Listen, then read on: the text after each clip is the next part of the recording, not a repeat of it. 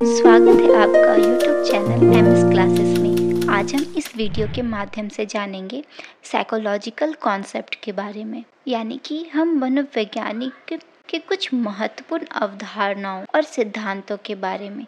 तो आइए जानते हैं इनमें कौन कौन सी अवधारणा और सिद्धांत शामिल है। जैसे कि कई हैं। पहला लर्निंग, दूसरा मेमोरी, तीसरा मोटिवेशन, चौथा इमोशन, पांचवा पर्सनालिटी, छठा इंटेलिजेंस, सातवां सोशल इन्फ्लुएंस, आठवां है मेंटल डिसऑर्डर, नौवां है थेरेपी।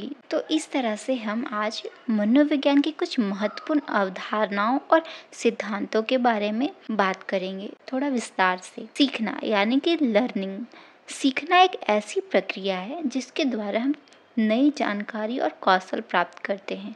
सीखने के कई प्रकार हैं, जिनमें से शामिल है अवलोकन से सीखना, प्रयोग से सीखना, त्रुटि और सुधार से सीखना, साथ ही सामाजिक सीखना। इस तरह से हम कई प्रक्रियाओं द्वारा कुछ भी सीख सकते हैं। दूसरा है स्मृति यानी मेमोरी। स्मृति एक ऐसी प्रक्रिया है जिसके द्वारा हम जानकारी को संग्रहित और पुनर्प्राप्त करते हैं। और हम यह भी देखते हैं कि स्मृति 3 प्रकार की होती है।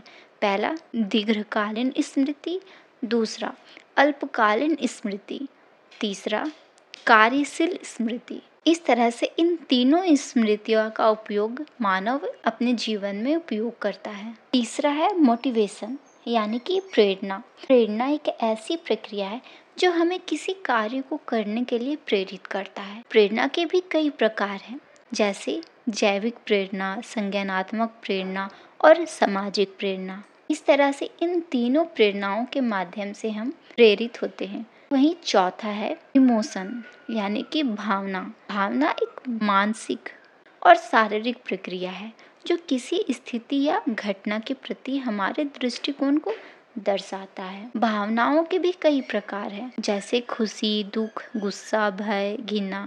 इन सभी भावनाओं के द्वारा एक व्यक्ति अपनी प्रक्रिया व्यक्त करता है। अब हम देखेंगे मनोविज्ञान की 5वीं सिद्धांत जो है पर्सनालिटी यानी व्यक्तित्व। व्यक्तित्व एक व्यक्ति के व्यवहार और मनोवैज्ञानिक विशेषताओं का संग्रह पैटर्न है। और हम यह भी देखते हैं कि व्यक्तित्व के ऊपर कई सिद्धांत इनमें शामिल है, जैसे फ्राइड का मनोविश्लेषणात्मक सिद्धांत, स्किनर का व्यवहारवादी सिद्धांत, मास्लो का मानवतावादी सिद्धांत। इन सभी सिद्धांतों का उपयोग मनोविज्ञान में किया जाता है। इसी तरह अब हम देखेंगे मनोविज्ञान की छठा सिद्धांत क्या है, जो है इंटेलिजेंस यानी बुद्धि। एक ऐसी क्षमता है जो हमें सीखने, समस्या को सुलझाने और नई जानकारी को प्राप्त करने में सक्षम बनाती है। तो वहीं हम बुद्धि के भी कई प्रकार देखते हैं, जैसे दृष्टा बुद्धि, भाषाई बुद्धि, तार्किक गणितीय बुद्धि, अंतरा व्यक्तित्व बुद्धि और शारीरिक गतिक बुद्धि। हम मनोविज्ञान की 7वें सिद्धांत की बात करें, जो है सोशल इन्फ्लुएंस यानी कि सामाजिक प्रभाव। सामाजिक प्रभाव भी एक ऐसी प्रक्रिया है जिसके द्वारा दूसरों के विचार, भावनाओं और व्यवहार हमारी विचारों और भावनाओं और व्यवहारों को भी प्रभावित करता है।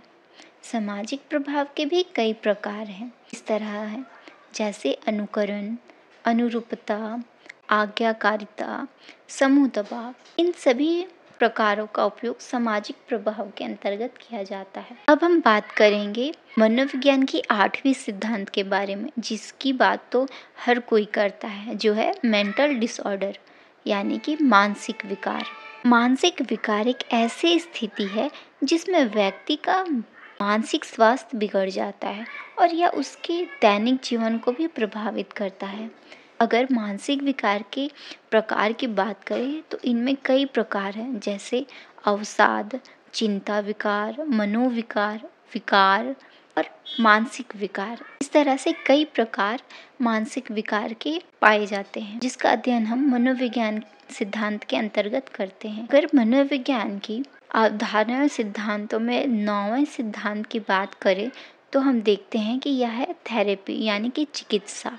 चिकित्सा एक ऐसी प्रक्रिया है जिसमें एक चिकित्सक किसी व्यक्ति को मानसिक स्वास्थ्य समस्याओं से निपटने में मदद करता है और इसके कई प्रकार हैं, जैसे मनोचिकित्सा, मनोविश्लेषण, व्यवहार थेरेपी और साथ ही समूह चिकित्सा।